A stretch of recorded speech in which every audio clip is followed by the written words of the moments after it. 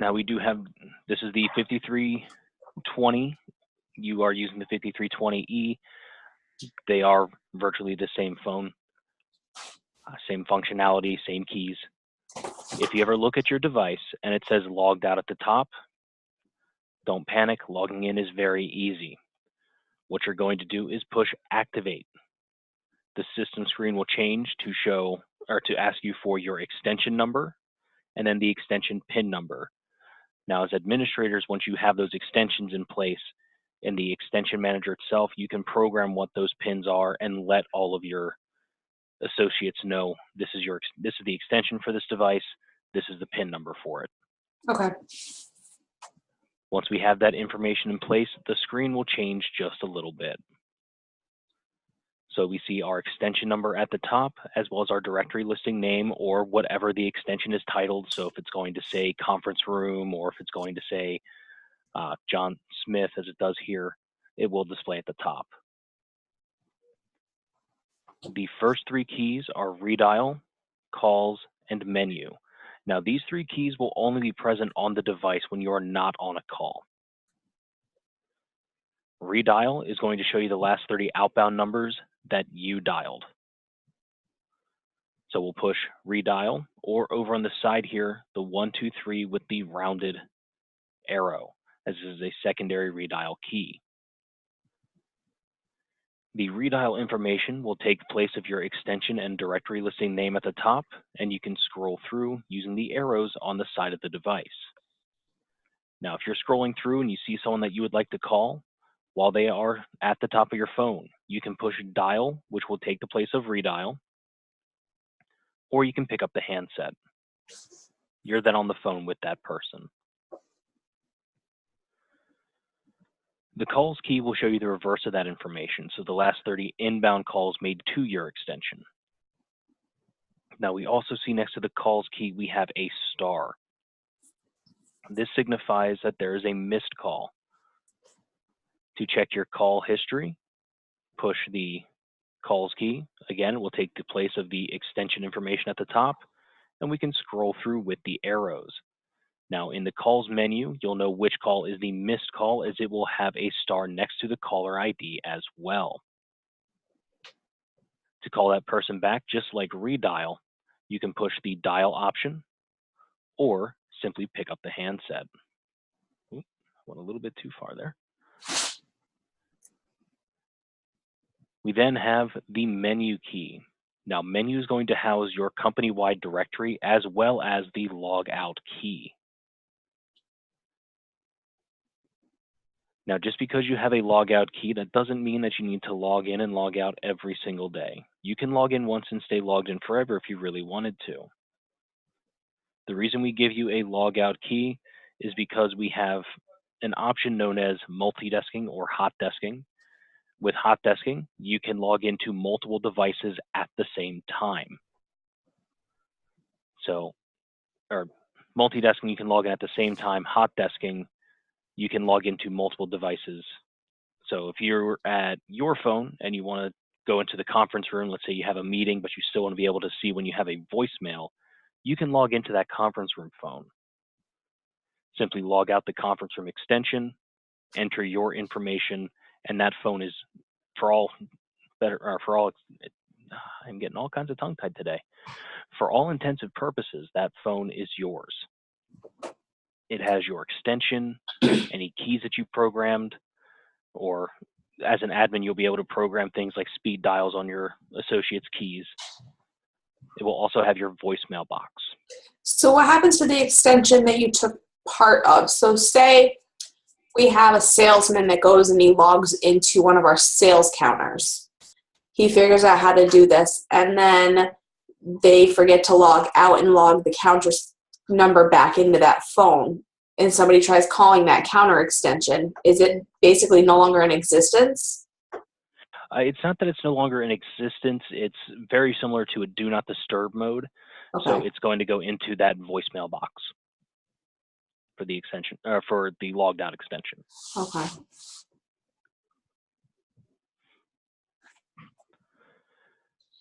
Now, the options that I just mentioned are, as I said, only going to be on the phone when it is not in use. Is there a way to Once lock you it are, so that people can't log out? not to my knowledge by default, that's something that you'd have to get in contact with the design team themselves. They may have to do a customized build for your phone itself to remove the log out feature. Okay.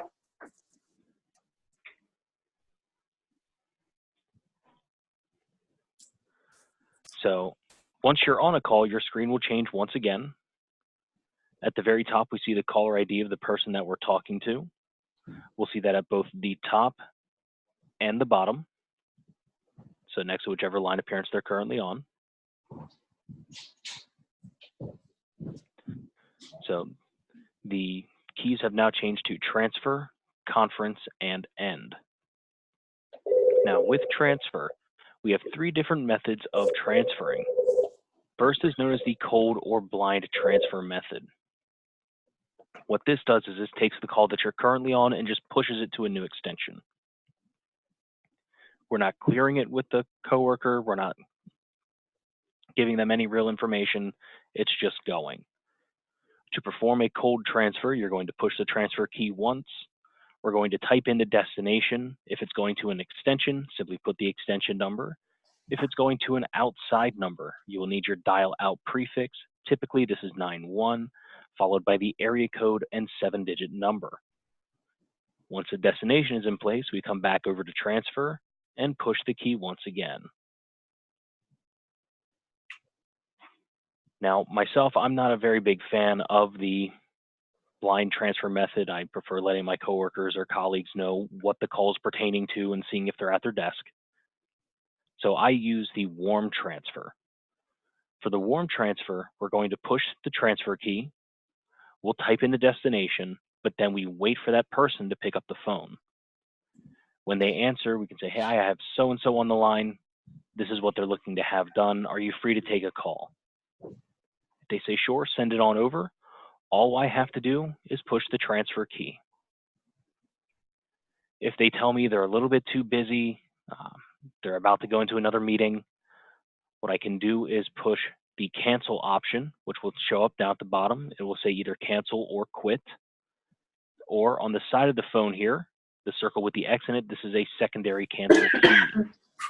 I'll push that button, come back down to the line and press the key to take them off of their pseudo hold and join back in. I can then tell them the person they're looking for is unavailable, but if they'd like to leave them a message, I can offer the third and final method of transfer, which is transfer to voicemail.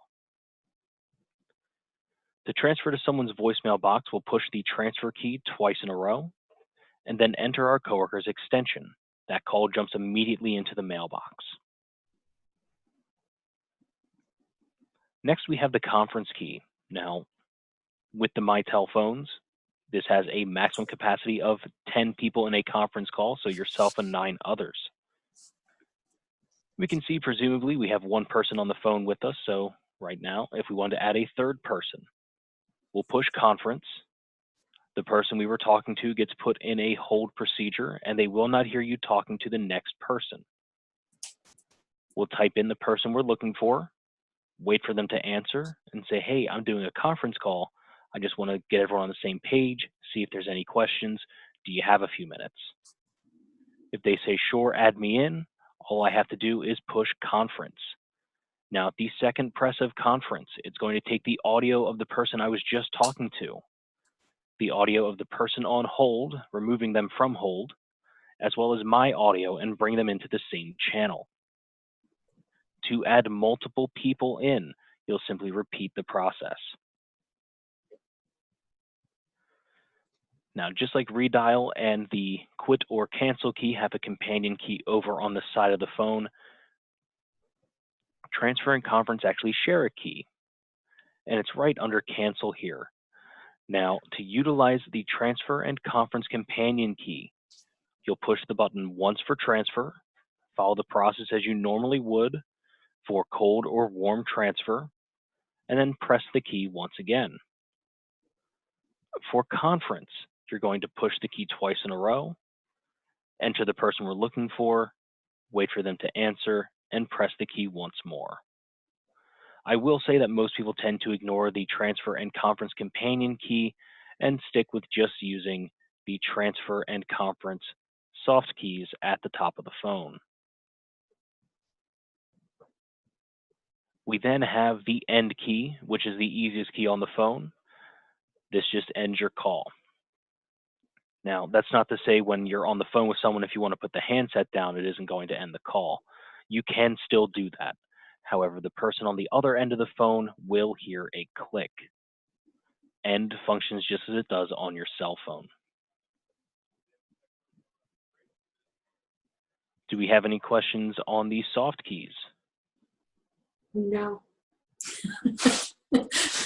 Once we get used to it. Well, with the phones themselves, a lot of this is sitting down and playing with the phone.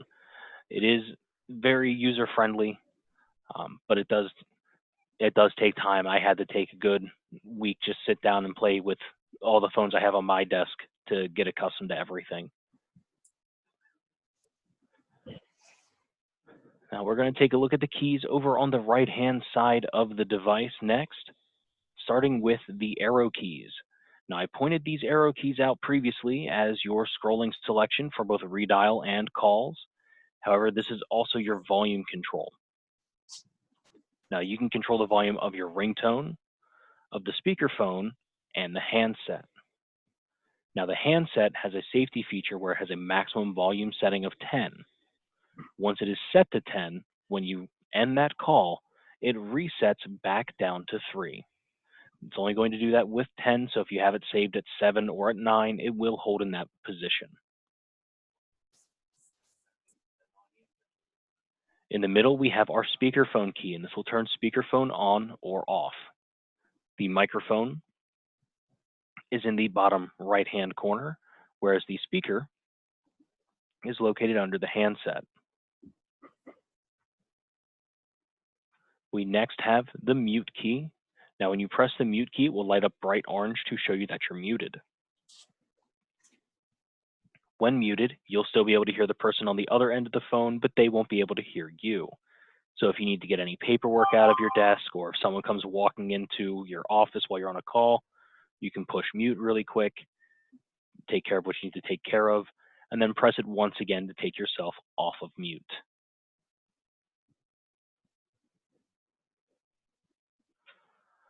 Under these keys, we also have our fixed function keys. 3 of them I mentioned before: the secondary redial key, the secondary cancel or quit key, and the transfer conference companion key. The blue key at the top left is your settings option. Now with settings, this can change the size of the text as well as the contrast of the screen. In the bottom right-hand corner, we have the voicemail key.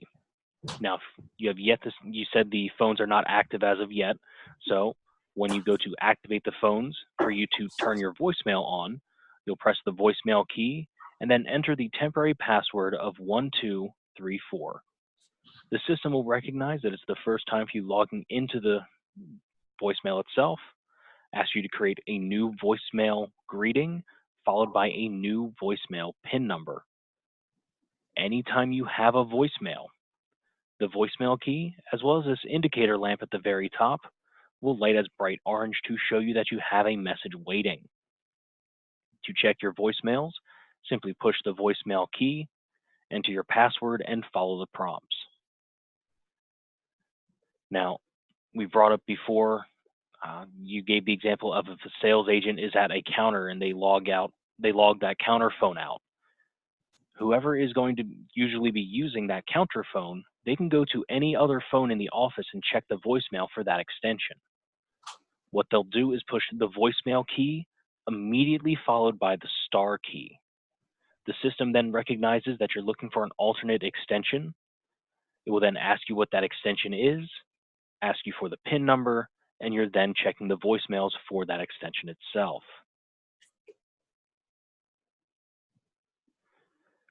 The last fixed function key we have is the red key. This is your hold option. Now, if we wanted to put this person on hold, we'll push the red key here, and the green light next to the caller ID at the bottom will turn orange, showing us that we have a person on hold. Now, when someone's on hold, if you use the red hold key, you are the only one that can pick that call back up, as it is locked onto that extension. To take a call from off of hold, simply push the orange light next to the caller ID, making it green once again, and you're back on the phone with that person. Now, do we have any questions on the fixed function keys? Nope. It's a good one. The hold button's different. Okay, well, there's another way to put people on hold, and that's actually with the first key we have over here on the memory key side, and that's park retrieve. Now, where the hold key, as I mentioned before, locks it onto that extension, park retrieve puts it on a network-wide hold that anyone can answer should they know the park location. So if this person calls in and they're looking for one of your coworkers, you can ask for them to hold and push park retrieve. What's going to happen is this call gets taken off of your phone completely. And then at the very top, we see information that says call parked at, followed by a number between 1 and 9. We can then push the page key, and this will project your voice through every single phone on site. And you can say, hey, I have so-and-so parked at 5. Can you please take that call?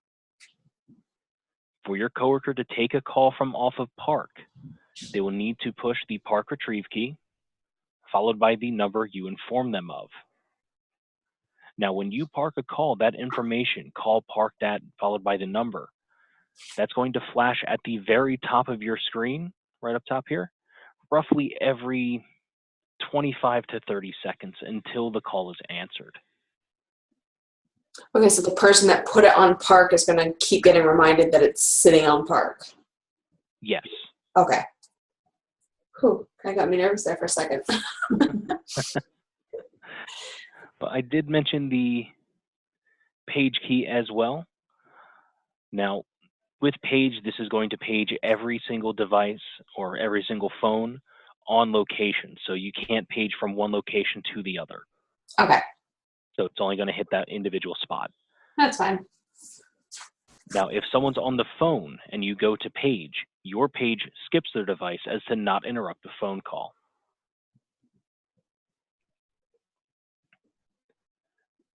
Next is the intercom key. Now, intercom is a one-to-one paging system. So what we'll do is we'll push intercom, we'll type in our coworker's extension, and we can immediately start talking. Now, your coworkers will be able to respond to an intercom message. What they're going to need to do is either push the speakerphone key, pick up the handset, or push accept that will show up on screen when they have an intercom message. Just like page, however, if you go to intercom someone and they're currently on the phone, your intercom is not going to go through. You'll get an error message that says unable to intercom at this time.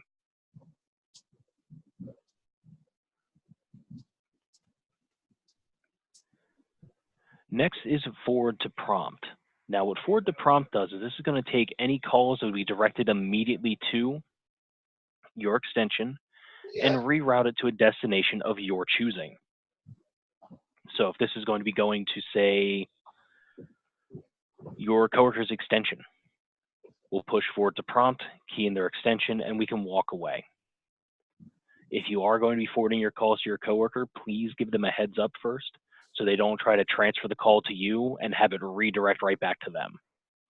Okay, so that's like if you're away, so I'm going to be on vacation for 2 days and I want all my calls redirected to so-and-so instead of them going to my voicemail. Correct. Okay. You can also do this with an outside number. So if you wanted to go to your cell phone, for example, let's say you were just running out on lunch and you were still waiting for a phone call, you can forward them to your cell phone by hitting forward to prompt, 91, area code 7 digits. Okay.